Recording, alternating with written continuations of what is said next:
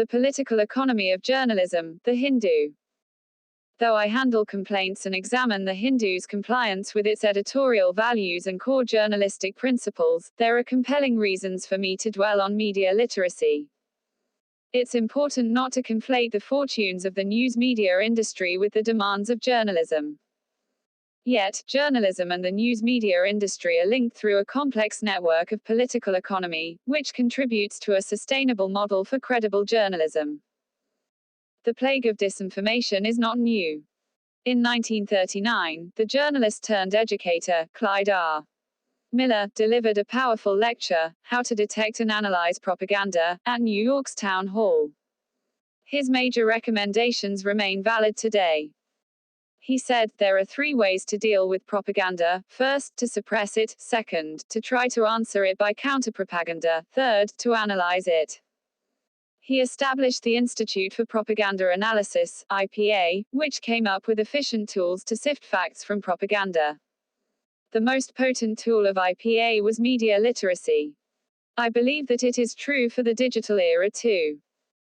The lack of a sustainable model is haunting legacy media and also hurting new digital initiatives. If the steady decline in revenue is forcing legacy media to scale down its operations in multiple ways, the lack of a model is causing existential angst to digital initiatives. There are overt and covert pressures to convert public interest media organizations into government-led media organizations. Bringing the curtain down. On November 24, Huffington Post closed its 2 country-specific news sites, HuffPost India and HuffPost Brazil. Interestingly, both India and Brazil are governed by strongman leaders. The editor-in-chief of HuffPost India, Aman Sethi, tweeted, "Today is at HuffPost India's last day. Pound for pound, story for story, reporter for reporter, this is the greatest newsroom I have worked for, and I still can't quite believe I had the privilege to lead."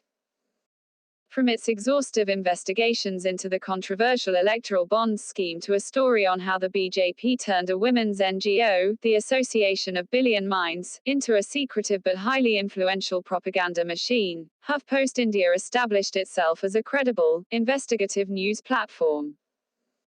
The wide consensus is that the death of the portal happened because the government of India tweaked the stakeholding pattern for digital platforms in such a manner that it was nearly impossible for international players to continue to be in the news sector. The Sinhala radio broadcast service of the BBC World Service is also being stopped. Labour MPs Graham Morris and John McDonnell have tabled a motion in the British Parliament expressing concern over this move. They argue that the accent on digital reach is misplaced because currently 7% of the Sinhalese population listen to the radio service each week, compared to just 0.6% who use digital services. The National Union of Journalists is also alarmed at the prospect of the closure. Its statement read, BBC World Service Radio remains an essential service in Sri Lanka, delivering credible local and international news to the population. The prospects of a government shutdown of websites and social media is real, and this has not been factored into the BBC's plans. Sustainability of journalism.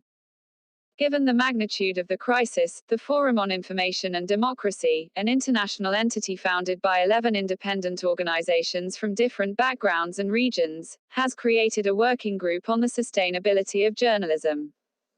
It aims to seek structural recommendations from experts, media stakeholders, academics and jurists on how to make quality journalism sustainable. According to the Forum, the dramatic fall in income is threatening the survival of many news media, affecting the quality of the content and, ultimately, posing a major danger to democracies. Hence, it has mandated its working group to identify good practices, including business models, commercial cooperation and editorial partnerships, recommend a favorable regulatory environment, including an overhaul of the media economy's legislative framework and innovative funding, and propose public policies of a non-market nature, such as state funding, non-financial benefits, tax concessions and development assistance. While we wait for the recommendations, we need a cohort of media literate readers and viewers to distinguish news from propaganda.